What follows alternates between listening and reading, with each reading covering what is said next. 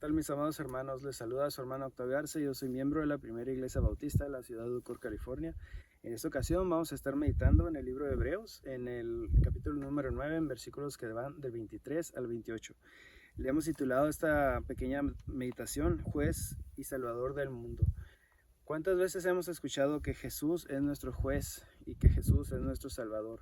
Escuchamos lo segundo más frecuentemente, que es nuestro Salvador, pero también deberíamos de recordar lo que establece su palabra, que Jesús es nuestro juez, porque Él, mediante su sacrificio, mediante su sufrimiento en esa cruz, en ese castigo que recibió también antes de ser crucificado, Él se ganó a pulso cada gramo, cada fibra de esa autoridad que Él tiene ahora, que es nuestro juez. Entonces, cuando vemos que Jesús solamente fue sacrificado una vez, es porque su sacrificio era un sacrificio santo. Es una alegoría. Todos los sacrificios que se hicieron antes en el pueblo judío, en los templos, en los tabernáculos, para poder santificar los pecados, para poder librar al pueblo de su pecado, con esa sangre de esos animales. Entonces, al Jesús sacrificarse a sí mismo y poder entregarse por nosotros, para derramar esa sangre preciosa, Él estaba haciendo el trabajo de santificar a su pueblo, de poder librarnos del pecado a todos nosotros por medio de esa obra tan preciosa, por medio de esa obra tan milagrosa. Entonces, solamente se necesitó sacrificar una vez nuestro Señor. Entonces, encontramos varias enseñanzas, pero las más importantes destacan dos. La primera de ellas la vamos a encontrar en versículos 23 al 25, que nos dicen así: fue pues necesario que las figuras de las cosas celestiales fueran purificadas así, pero las cosas celestiales mismas con mejores sacrificios que estos. Porque no entró Cristo en el santuario hecho por los hombres, figura del verdadero, sino en el cielo mismo, para presentarse ahora por nosotros ante Dios.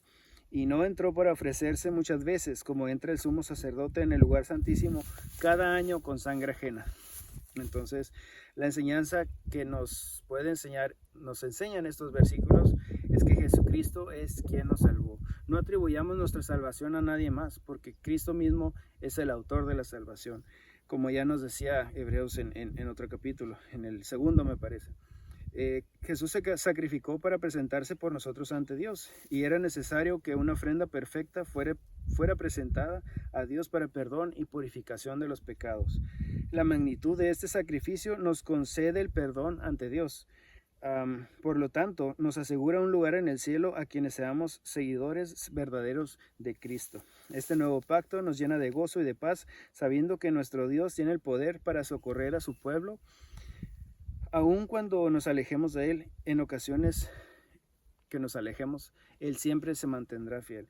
Jesucristo es quien nos salva, Jesucristo es quien hizo el sacrificio, Él es quien entró en ese tabernáculo santo, en el cielo mismo, para presentarse a Dios por nosotros.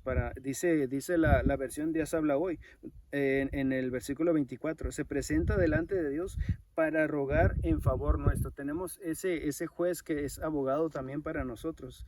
Entonces, seamos agradecidos, seamos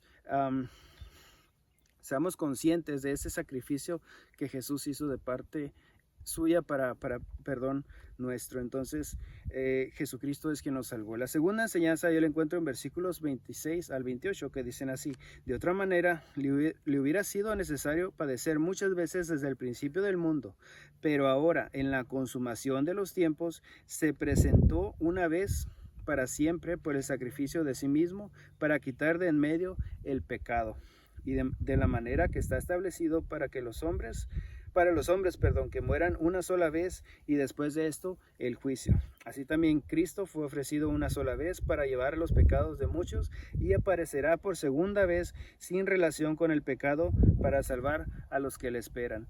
Qué milagroso es nuestro Dios, que un solo sacrificio es suficiente. Esa es la segunda enseñanza, que un solo sacrificio, el sacrificio de nuestro Señor Jesucristo, fue suficiente para poder librarnos del poder del pecado, del poder del maligno. Entonces, el poder de nuestro Dios se nos revela en toda la Biblia, pero en estos versículos vemos cómo el poder que tiene la sangre de Cristo nos limpia y nos libra del pecado que nos esclavizaba. Su venida en aquel tiempo sirvió como sacrificio, pero también como advertencia para que por medio de su palabra y establecimiento de su iglesia guardemos y velemos por su pronto regreso para entrar en su presencia. Así es, nuestro Señor Jesucristo hizo ese trabajo, pero no solamente por sacrificio, sino también para establecer su iglesia, para también establecer esa palabra para que nos libre a todos los que veníamos después, para poder seguirlo, para poder seguir esa vida sin pecado, para poder hacernos sabido de que Jesucristo es Rey, que Jesucristo es Señor de señores y Rey de reyes. Así es que las dos enseñanzas es que Jesucristo es quien nos salvó, y la segunda es que un solo sacrificio es suficiente. Espero que estas enseñanzas sean de gran bendición a sus vidas, y espero encontrarlos en una ocasión próxima. Que el Señor los bendiga. Hasta pronto.